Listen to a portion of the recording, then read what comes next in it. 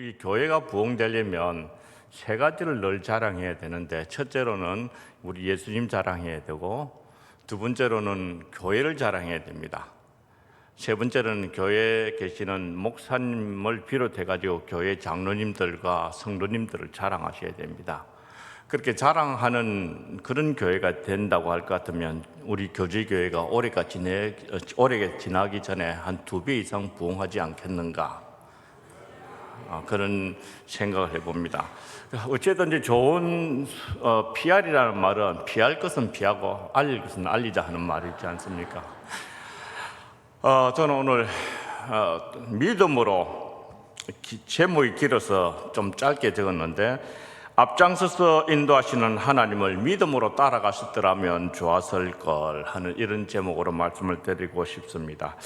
인생길이라는 것은 우리가 한 번도 가보지 못한 길입니다. 우리가 한 번도 가보지 못한 인생길을 우리는 살아가고 있는데, 올해도 벌써 20일이 지났습니다.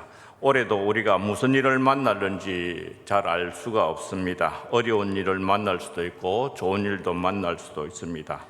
하루하루를 살아가면서 어떻게 살아가야 될 것인가 고민하시는 분도 있습니다. 그렇지만 이처럼 불안한 미래를 살아가는 우리들을 위해서 성경은 하나님에 대하여서 어떻게 말씀하고 있느냐 하면, 앞장서서 인도하시는 하나님이다, 그렇게 말씀하고 있습니다. 예를 들자면 하나님께서 이스라엘 백성들을 200만 명이나 되는 사람들을 광야에서 이끌어 가실 때에 낮에는 구름 기둥으로 밤에는 불 기둥으로 그들을 인도하셨습니다. 그리고 하나님께서 시내산에서 이스라엘 백성들에게 한 가지 중요한 약속을 하셨습니다. 하나는 내가 앞장서서 너희들을 인도해 주시겠다, 그렇게 약속하셨습니다. 출애굽기 23장 20절에서 한번 좀 띄워주십시오.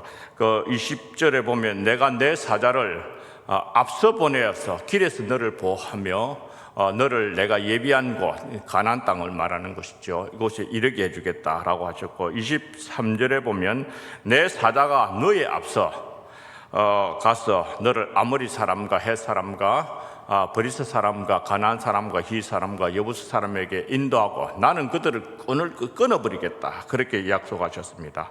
그리고 27절에 보면 내가 내 위엄을 내 앞서 보내어 내가 이를 곳에 내 모든 백성들을 물리치고 내 모든 원수들이 내게 등을 돌려 도망가게 할 것이다, 또 왕부를 내 앞에 보내겠다 하는 식으로 앞장서서 인도하시는 하나님에 대하여서 말씀하고 있습니다.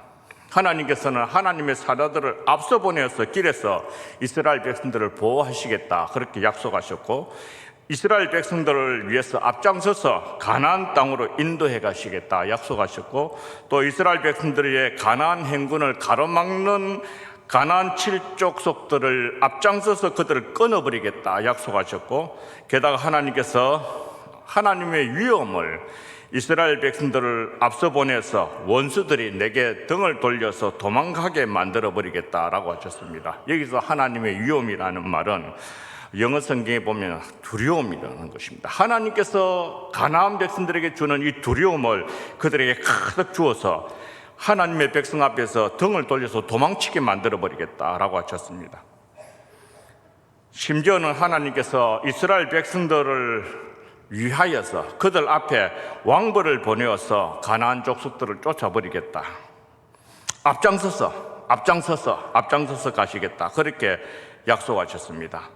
그런데 이스라엘 백성들이 이 앞장서서 인도하시는 하나님을 믿지 못하고 하나님을 실망시켰던 사건이 하나 있습니다. 그것은 가네스 바네아에서 있었던 사건입니다. 그 일로 인해서 이스라엘 백성들이 가나안 정복을 하는데 40년이나 뒤로 미루어졌습니다. 만약에 그때 당시에 이스라엘 백성들이 앞장서서 인도하시는 하나님을 잘 따라갔었더라면, 그때 당시에 이스라엘 백성들이 앞장서서 인도하시는 하나님을 잘 따라가셨다라고 할 것 같으면 40년 동안 고생하지 않고 가나안 땅에 바로 진군할 수 있었을 것입니다. 우리는 이 사실을 좀 더 잘 이해하기 위해서 모세오경과 그리고 여호수아를 읽어보면 알게 될 것 같습니다. 이스라엘 백성들이 가나안 땅을 정탐하기 위해서 정탐꾼을 2번 보냈는데, 한 번은 모세가 한 번 보냈고 한 번은 여호수아가 한 번 보냈습니다. 모세가 정탐꾼을 보낼 때는 12명을 보냈습니다. 민수기서 13장 27절에서 33절을 볼 것 같으면 12명의 정탐꾼들이 정탐한 내용들을 가지고 왔습니다. 그들이 모세에게 포도송이 한 송이를, 큰 포도송이 한 송이를 2사람이 짝대기에 끼워가지고 이렇게 오면서 모세에게 보고를 합니다. 당신이 우리를 보낸 땅에 가보니까 과연 젖과 꿀이 흐르는 땅이고, 그 땅은 바로 이 열매는 그 땅의 실과입니다. 여기까지 보고는 12명의 정탐꾼들의 보고가 같았습니다. 그러나 10명의 정탐꾼들은 이렇게 보고를 합니다. 그 땅 거민은 강하고 성읍은 견고하고 힘이 클 뿐 아니라 거기서 아낙 자손을 보았다라고 얘기했습니다. 이 아낙 자손은 거인족들을 가르치는 말입니다. 이 보고를 듣는 그 순간에 이스라엘 백성들은 조금씩 두려워지기 시작했습니다. 바로 그때에 30절에 보면 갈렙이 모세 앞에서 백성을 안돈시켜 가로되 조용하게 하고 우리가 곧 올라가서 그 땅을 취하자, 우리는 능히 이길 것이다 라고 했지만은 분위기를 돌리려고 했습니다. 그러나 31절에 보면 그와 함께 따라갔던 10명의 정탐꾼들은 하는 말이, 우리는 능히 올라가서 그 백성들을 치지 못할 것이다. 그 백성들은 우리보다 강하다. 거기서 본 모든 백성들은 신장이 장대한 사람이고, 거기서 네피림 족속 아낙 자손 대장부들을 보았는데, 우리가 스스로 생각해 봐도 우리는 메뚜기 같고 그들은 거인족들이다. 이길 수 없다. 이런 얘기를 하니 이스라엘 백성들이 200만 명이나 되는 이스라엘 백성들이 모두가 공포에 휩싸였습니다. 그래서 그들이 공포에 휩싸여 있는 모습들을 민수기서 14장 1절에서 4절에 읽어보면 이런 내용이 나타납니다. 온 회중이 소리를 높여 부르짖으며 백성들이 밤새도록 곡했다. 통곡했다. 그냥 곡했다는 건 우리 문자적으로 읽었는데, 아이고! 주무시는 분 깼죠? 막 그냥 절망에 가까운 소리를 저질렀습니다. 그리고 이스라엘 자손들이 이제는 두 번째는 모세와 아론을 원망합니다. 당신들이 우리를 어찌 이곳으로 인도했느냐? 온 회중이 그들에게 말을 하기를, 우리가 애굽 땅에서 죽었더라고 할 것 같으면 좋았을걸. 이 광야에서 죽었으면 좋았을걸. 그리고는 하나님께 원망합니다. 어찌하여 하나님께서 우리를 그 땅으로 인도하여 칼에 망하게 하려고 그 잘 살던 애굽 땅에서 그냥 살게 내버려 두지 않고 그렇게 하셨는가? 보니까 이 사람들이 마음이 너무 두려워가지고, 여기서 모세와 아론을 제껴버리고 한 지도자를 세워서 애굽으로 돌아가자, 그렇게 얘기를 했습니다. 그런데 40년이 지난 이후에 여호수아가 보낸 정탐꾼의 보고에는 정반대가 되는 보고가 기록이 되어져 있습니다. 그 정보의 소스는 주막집 라합의 여인의 이야기를 토대로 하고 있습니다. 주막집 라합의 집은 많은 사람들이 오고 가는 그런 곳입니다. 그래서 그들이 여리고 성의 상황을 정확하게 들을 수 있었던 것입니다. 라합은 그 당시에 여호수아서 2장 10절에서 11절에 보면 가나안 족속들이 이스라엘 백성들을 두려워하고 있다라고 얘기하고, 두려워하는 이유를 말을 하고 있습니다. 여호수아서 2장 10절 11절 한번 보십시다. 이는 이란 말은, 우리가 너희를 두려워하는 이유는 너희가 애굽에서 나올 때에 여호와께서 너희 앞에 홍해물을 마르게 하신 것과 너희가 요단 저쪽에 있는 아모리 사람 두 왕 시온과 오게 행한 일, 그들을 전멸시킨 일을 우리가 들었다. 우리가 듣자마자 그 마음이 녹았고 이스라엘 백성들 너희로 말미암아 사람이 정신을 잃었다라고 얘기하고 있습니다. 11절의 번역은 조금 잘못된 번역입니다. 정확한 번역은 이것입니다. 우리가 그 얘기를 듣자마자 곧 마음이 녹았고 너희로 말미암아 모든 사람들이 싸울 용기를 잃어버렸다. 그렇게 번역을 해야 됩니다.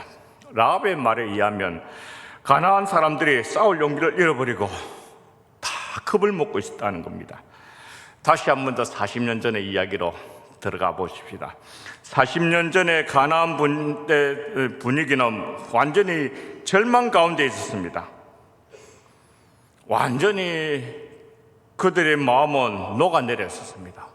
그 당시에 최고의 군대는 애국 군대인데 이들을 하나님께서 홍해에서 다 수장시켜버리고 전멸을 시켜버렸습니다. 그 얘기를 그들이 들었어요. 그 소문을 듣자 여리고성의 모든 사람들이 이스라엘 백성들과 싸울 용기를 잃어버렸습니다. 이것은 하나님께서 이스라엘 백성들 앞장서서 가서 그들을 절망하게 만들어 놓았기 때문에 그렇습니다. 40년 전에도 가나안 땅에는 일부는 싸울 용기가 있는 지도자들이나 용감한 사람들이 있었을 것임에도 불구하고 성경은 모든 여리고 사람들이 두려워서 벌벌 떨었다, 간담이 녹았다, 그렇게 표현하고 있습니다. 이건 역시 하나님께서 이스라엘 백성들보다 앞장서 가셔서 가나안 사람들의 간담을 서늘하게 만들어 놓았다는 것입니다. 우리는 성경을 읽으면서 역사적인 고고학적인 증거들을 잘 공부를 하지 않습니다. 그러나 제가 연구해 본 것에 보면 모든 가나안 사람들이 싸울 용기를 잃어버리고 그들이 두려움에 벌벌 떨게 만들었다는 사실을 어떻게 알 수 있는가? 첫째로는 여리고성 공격을 할 때에 이스라엘 백성들이 하루에 한 번씩 한 바퀴 돌았습니다. 마지막 날 7바퀴 돌았는데 매일 한 바퀴 돌 때에 성 안에서는 쥐죽은 듯이 조용했습니다. 만약에 이스라엘 백성들을 위해서 공격도 하지 않고 뺑 돌 때 내 같으면요 돌 잡아 던질 겁니다. 화살 쏩니다. 창 던질 겁니다. 큰 나무 둥지 같은 거 던져버릴 겁니다. 그런데도 그렇게 반응하지 않고 쥐죽은 듯이 조용했습니다. 왜 그랬을까요? 그들은 이미 싸울 용기를 잃어버렸고 이런 행동을 하고 있는 이스라엘 백성들 이상한 눈으로 바라보면서 두려운 눈으로 저들이 뭘 하고 있는가 두려워서 보고 있었습니다. 두 번째로는 그들이 40년 전에 하나님께서 하신 일을 똑똑히 기억하고 있었습니다. 본문에 의하면 홍해를 말리셨던 사건은 40년 전의 이야기고 애국 군대를 완전히 수장시켰던 그 사건도 40년 전의 이야기입니다. 보통 사람들은 40년 전에 있었던 이야기라면 무서웠던 기억이나 좋았던 기억 다 잊어버립니다. 가물가물 기억이 잘 나지 않습니다. 그러나 여리고 사람들은 40년 전에 있었던 그 이야기들을 똑똑하게 기억하고 있다는 것은 무엇을 말하고 있습니까? 그들이 완전히 겁을 먹고 있었다는 겁니다. 세 번째로 최근에 하나님께서 하신 일들도 여리고 사람들은 똑똑하게 기억하고 있었습니다. 어떻게 이런 일이 있을 수 있었을까? 그것은 앞장서서 인도하시는 하나님께서 그들을 인도해 오셨기 때문에 가능한 일입니다. 40년 전에 이렇게 겁먹고 있는 가나안 백성들 앞에서 이스라엘 백성들은 어떻게 행동했습니까? 가나안 백성들이 있어 겁을 먹고 쳐들어오기만 하면 어떻게 될 것인가 겁먹고 있는데 이스라엘 백성들은 불신앙적인 정탐꾼들의 보고를 듣고는 오히려 밤새도록 송구하고 울면서 모세와 아론에게 불평하고 원망하고 여기까지 인도해 주신 하나님을 원망하고 가나안 진구는 못하겠다 그러고 돌아가자 그러고 넌센스 아닙니까? 지금 우리는 이 사건을 볼 때 넌센스입니다. 이스라엘 백성들과 그 정탐꾼들의 가장 큰 문제가 무엇이었습니까? 그것은 앞장서서 인도해 주시겠다는 하나님의 약속을 믿지 아니했다는 것입니다.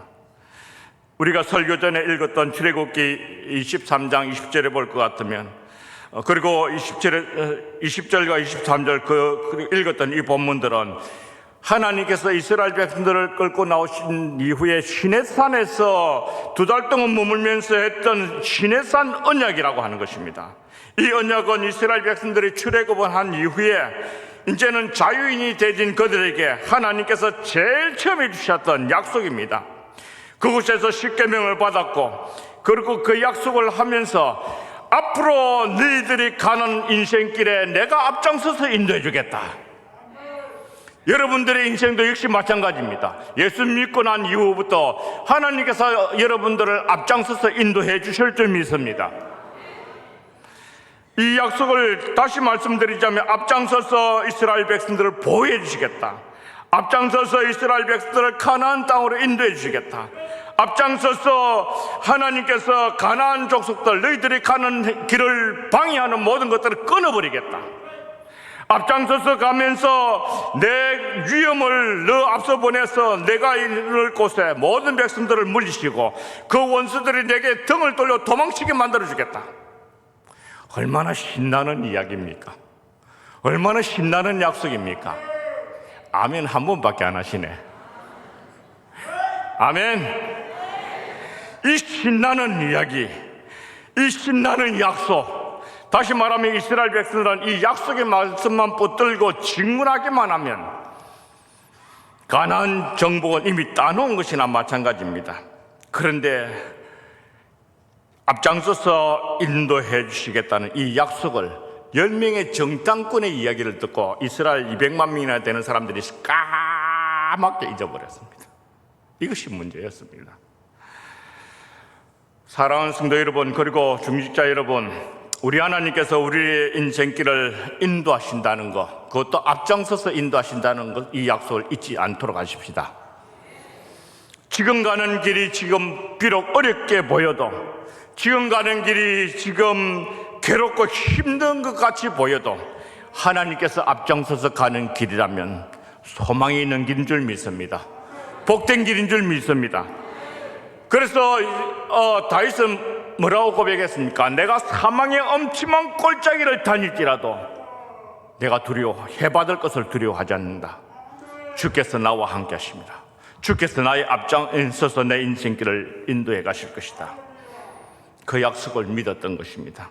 그런데 이 약속을 까맣게 잊어버리고 나니까 어떤 일이 벌어졌습니까? 40년이라고 하는 시간을 낭비하게 되어진 것입니다. 민족적으로도 40년의 시간, 200만 명이나 되는 사람들의 시간을 이걸 낭비하게 되어졌다는 것, 얼마나 원통한 일입니까? 사랑하는 성도 여러분, 그리고 특별히 중직자 여러분, 우리는 역사를 통해서 교훈을 얻도록 하십시다. 어떤 상황 가운데서도 앞장서서 인도하시는 하나님을 바라보고 믿음으로 살아가십시다. 지금 우리의 앞길에 미래가 보이지 않고 캄캄하게 보이더라도 앞장서서 인도하시는 하나님을 따라가노라면 하나님께서 우리를 복된 길로 인도하여 주실 줄 믿습니다. 10명의 정탐꾼의 불신앙 때문에 이런 일이 벌어졌습니다. 이 10명의 정탐꾼들은 보통 사람들이 아닙니다. 각 지파에서 내놓으라고 하는 용사들이고 각 지파에서 한 가닥씩 하는 그런 지도자급에 속하는 사람들입니다. 오늘날로 말하면 교회의 중직자들과 같은 그런 분들입니다. 그런데 이들이 불신앙적인 사람이 되어졌다는 거 참 가슴 아픈 일입니다. 불신앙이라는 것은 어떤 것인 줄 아십니까? 그것은 다른 것 아닙니다. 하나님 약속 안 믿고 살아가는 것입니다. 하나님의 약속을 믿고 사노라면 하나님께서는 우리의 인생길을 앞장서서 인도해 주실 것입니다. 그래서 우리는 교회 일을 할 때에 그 바로 현실을 보지 말고 앞장서서 인도하시는 하나님의 뜻이 무엇인지 그것을 바라보게 되기를 주의 이름으로 축원합니다. 10명의 불신앙적인 중직자의 보고가 약 200만 명이나 되는 사람들의 사람들에게 공포를 심어 주었습니다. 그들에게 절망하게 만들었던 겁니다.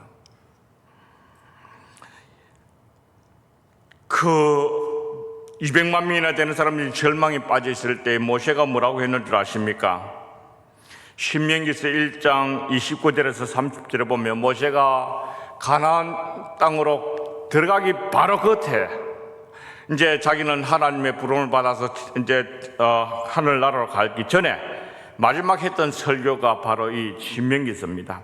그때 첫 번째 보면 1장 29절에서 30절에 보면 이런 말씀이 있습니다. 내가 너희에게 말하기를 그들을 두려워하지 말라. 무서워하지 말라, 두려워하지 말라. 너희보다 먼저 가시는, 앞서 가시는 너희의 하나님 여호와께서 애굽에서 너희를 위하여 너희 목전에서 모든 일을 행하신 것 같이 이제도 너희를 위하여 싸우실 것이다 라고 얘기하고 있습니다. 이 짧은 한 절 속에서 너희라는 말을 여러 번 강조하고 있습니다. 바로 하나님께서 너희를 위하여 싸우실 것이다. 바로 하나님께서 너희를 위하여 앞장서 가실 것이다. 너희를 위하여 과거에 행하셨던 것처럼 앞날에도 바로 너희를 위하여 그런 일을 하실 것이다. 그렇게 약속하셨습니다.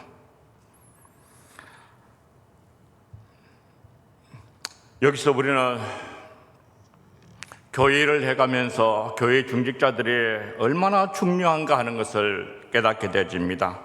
교회 중직자들은 적어도 믿음의 사람이 되어야 될 줄 압니다. 아멘. 구원 얻는 그런 믿음은 세 가지가 있습니다.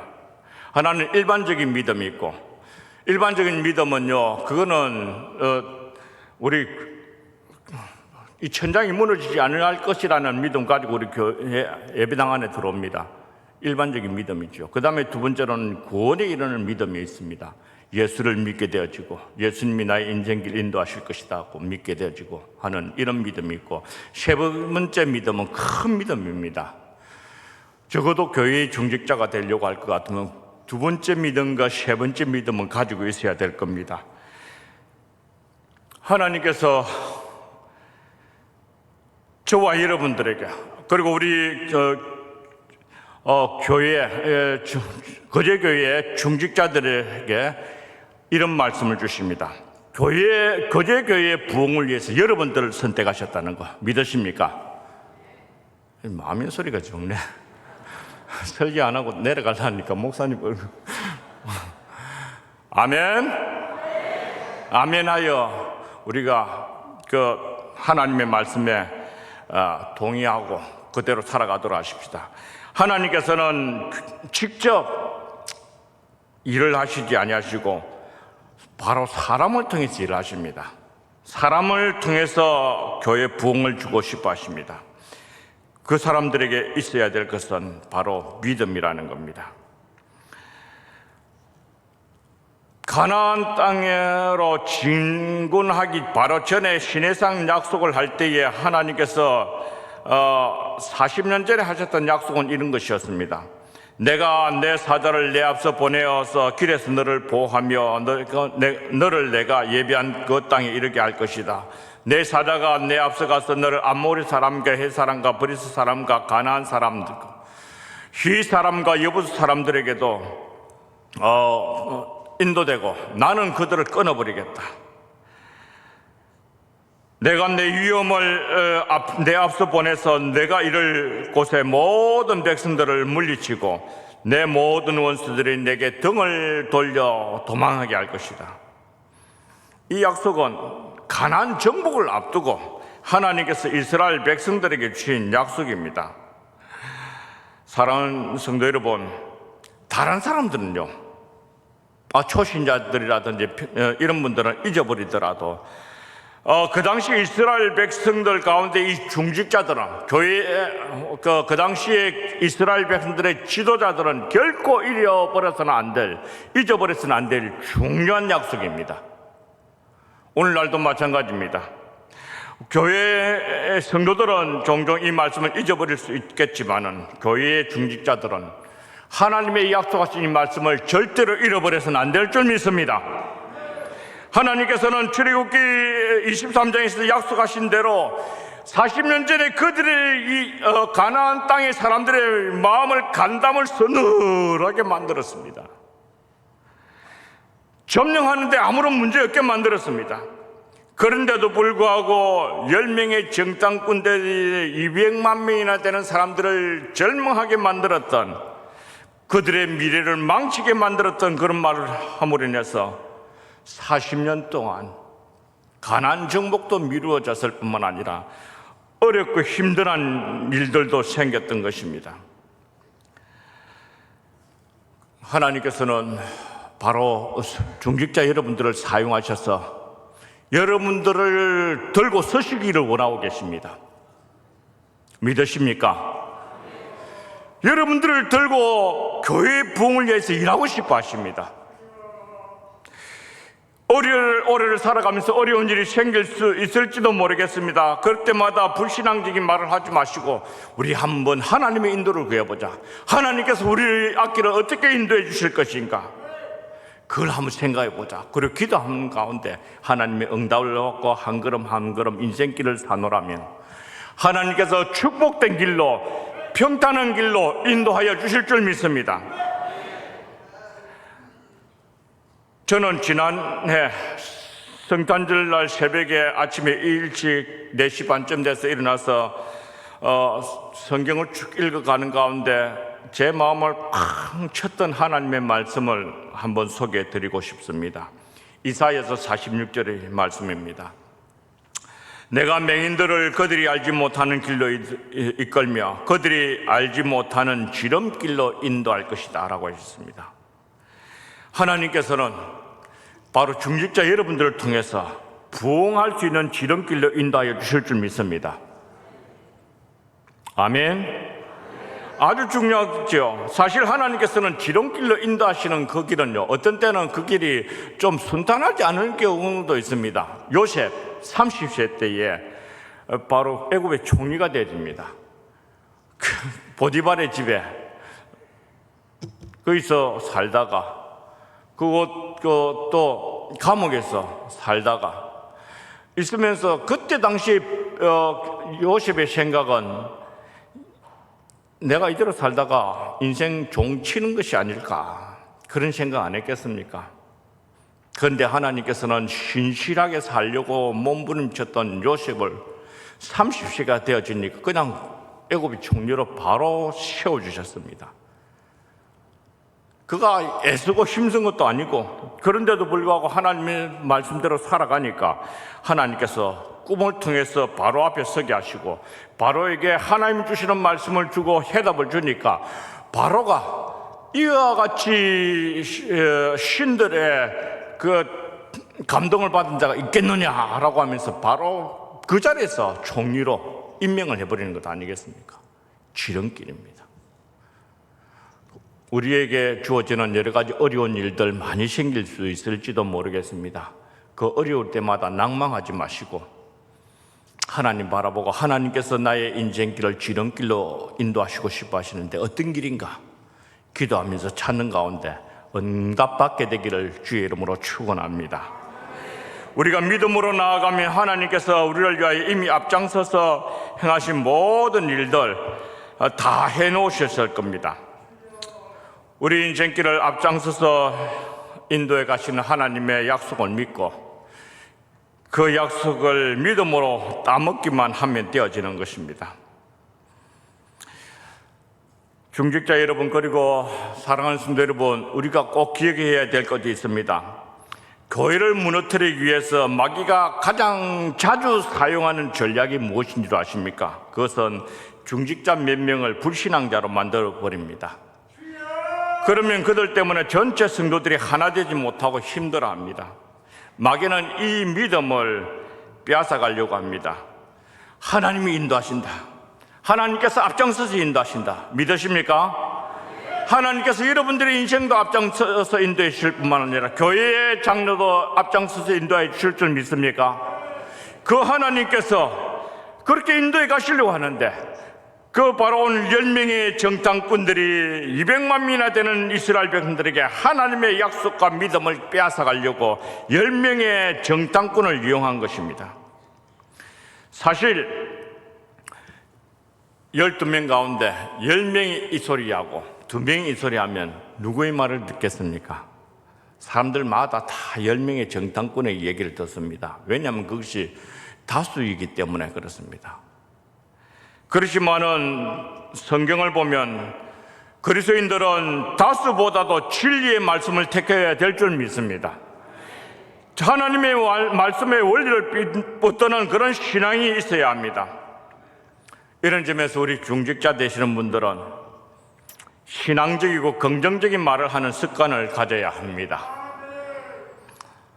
빼빼 마른 사람 보고 왜 그리 말라 갈비처럼 말라 삐뚤어졌느냐 그렇게 말하지 마시고 당신 보니 언제나 날씬하더라. 뚱뚱한 사람 보고 왜 돼지같이 이렇게 살만 쪘냐 그렇게 하지 마시고 당신은 언제 봐도 건강체다. 제가 생각하는 뚱뚱한 사람은 가로 세로 사이즈가 같은 사람을 뚱뚱한 사람이라 생각합니다. 그리고 못생긴 사람 다 보면 못생겼다라고 말을 하지 마시고요. 우리 자매님은 얼굴 딱 보니까 탁 한 번 봐도 기억할 수 있는 좋은 인상을 가지고 계셨네요. 강단에서 이런 말 하면 안 되는데 사실 우리 조금 신앙적인 말들로 긍정적인 말들을 하면서 살아가는 그런 습관을 좀 가지도록 하십시다. 10명의 정탐꾼들의 불신앙적인 말로 인해서 어떤 일이 생겼는 줄 아십니까? 하나님을 진노하게 만들었습니다.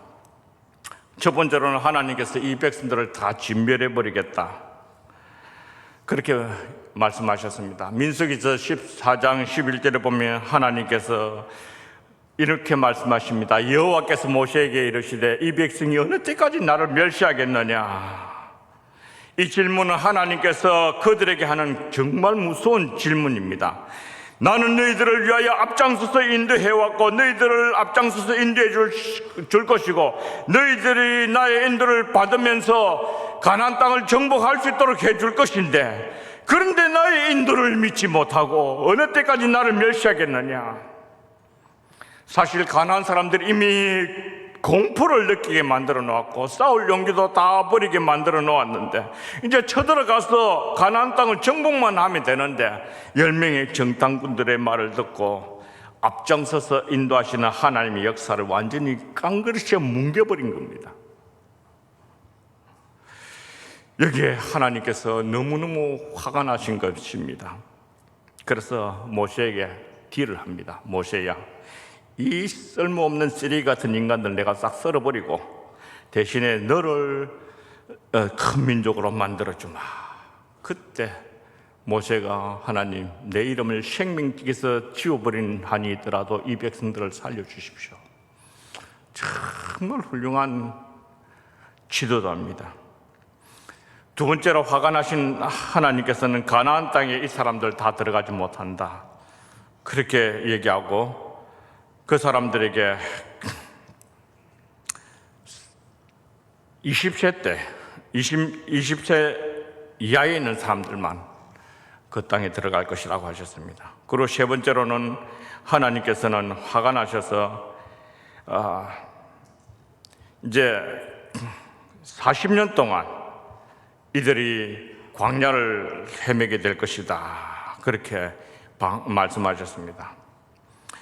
민수기서 14장 33절에서 34절을 볼 것 같으면 특별히 33절을 보면 너희 자녀들은 너희의 패역한 죄를 지고 너희의 시체가 광야에서 소멸되기까지 40년을 광야에서 방황하는 자가 되리라 라고 하셨습니다. 너희가 그 땅을 탐지한 날수 40일에 하루를 1년으로 환산하여 그 40년간 너희가 너희의 죄악 불신앙의 죄를 질지니 너희의 싫어버림을 알리라 하겠다 이렇게 얘기하셨습니다. 우리 하루하루 살아가는 거 특별히 교회 이제 나이가 들어갈수록 지도자로서 살아가게 된다는 거 두려워지기 시작합니다. 10명의 정탐꾼들의 불신앙적인 말을 함으로 인해서 다음 세대가 고통을 받게 되어졌는데 이런 걸 보면서 우리는 교훈을 얻도록 하십니다. 우리 다음 세대 사람들에게, 얘들아, 내가 이만큼 인생에 우리가 이만큼 하나님의 인도를 받아갖고 축복을 받았는데, 나는 너희들이 더 하나님의 큰 축복을 받기 위해서 기도해 주마. 그리고 너희들 큰 믿음을 갖고 하나님의 앞장서서 인도하시는 그 하나님 의지하면서 한번 인생을 멋지게 살아가 볼 수 없겠느냐. 젊은이들에게 한번 그렇게 도전해 볼 수만 있다면 우리 인생도 의미 있는 인생이지 않겠습니까? 저는 믿음에 관한 설교를 할 때 꼭 인용하는 구절이 있습니다. 히브리서 11장 6절의 말씀입니다. 거기 보면 믿음으로 말미암아 믿음으로 하나님을 기쁘시게 했다라고 하는 이야기가 있는데, 그거 영어 성경에 보면 좀 더 정확하게 기록이 되어 있습니다. Without faith it is impossible to God, to please God. 다시 말하면 믿음이 없이는 하나님을 기쁘시게 하기에 불가능합니다 라고 했습니다. 여러분, 믿음을 꼭 갖게 되기를 바랍니다. 그것도 큰 믿음 갖게 되기를 바랍니다. 앞장서서 인도하시는 그 하나님을 바라보는 믿음 갖게 되기를 바랍니다. 그 하나님이 여러분들의 인생을 복된 길로 인도하여 주실 줄 믿습니다. 신명기서 1장 41절에서 46절에 보면 이스라엘 백성들이 그때서 정신을 번쩍 차리고는 우리가 잘못했습니다. 하나님, 우리가 범죄했습니다. 우리가 가나안 땅으로 쳐들어가겠습니다. 우리 올라가자 하고 서로 격려해가지고 막 올라갈 때, 그때 모세가 그들을 말립니다. 가지 말라. 하나님께서 이제는 너희와 동행하지 않는다.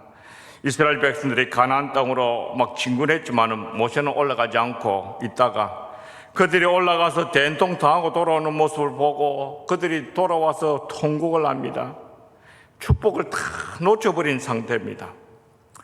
여기서 얻을 수 있는 교훈은 무엇입니까? 하나님께 주시는 복을 따먹을 때가 있는 줄 믿습니다. 그때를 놓치게 되면 안 됩니다. 버스 지나가고 난 다음에 손들어 세워봐야 세워주지도 않습니다. 하나님께서 주시는 축복도 마찬가지입니다. 축복 주시려고 계획하고 계실 때, 주님, 내가 믿음으로 주님 앞에 서겠습니다. 주님 앞에 결단하고 그 믿음으로 결정하고 일을 추진해 간다면 하나님께서 여러분들을 통해서 교회에 그리고 가정에 큰 은혜와 복을 베풀어 주실 줄 믿습니다. 우리는 역사를 통해서 교훈을 얻도록 하십시다. 한 걸음 한 걸음 인생길을 걸어갈 때에 꼭 기억하셔야 될 것은 하나님께서 우리 인생길을 앞장서서 인도해 가신다. 여러분들의 인생길도 앞장서서 인도해 가실 줄 믿습니다. 교회의 중직자들은 여호수아와 갈렙의 신앙을 본받아야 됩니다. 그들은 우리의 밥이다 라고 해야 됩니다. 이 말은 좀 한국적인 표현을 쓰자면 그들은 첩부수는 데는 우리 식은 죽 묵기다, 이런 표현입니다. 저는 다윗의 생애를 살펴보면서 그의 시를 읽을 때마다 가슴이 불타오르는 것을 느끼게 됩니다.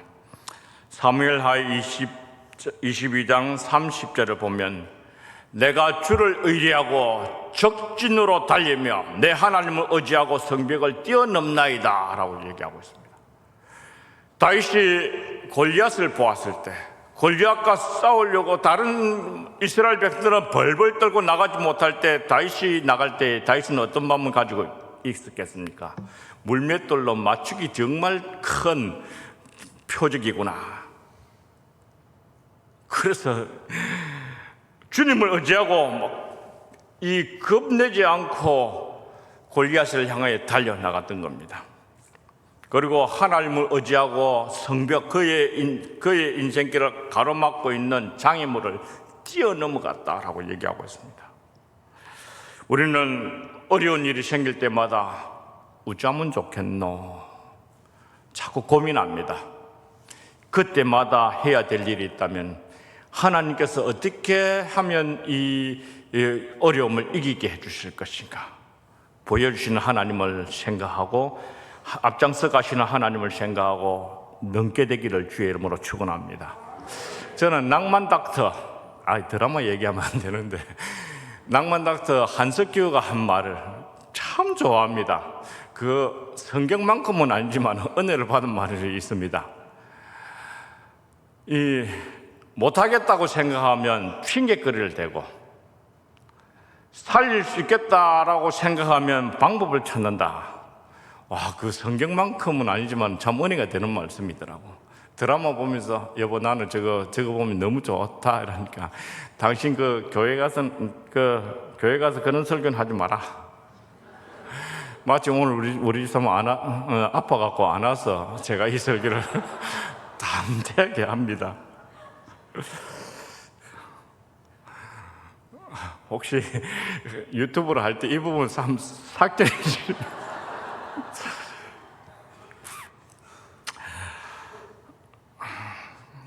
마지막으로 하나님의 말씀 한 구절 더 읽고 싶습니다. 저는 시편 48편 14절을 제 인생의 모토로 삼고 살아가고 있습니다. 이 하나님은 영원히 우리 하나님이시니 그가 우리를 죽을 때까지 인도하시리로다.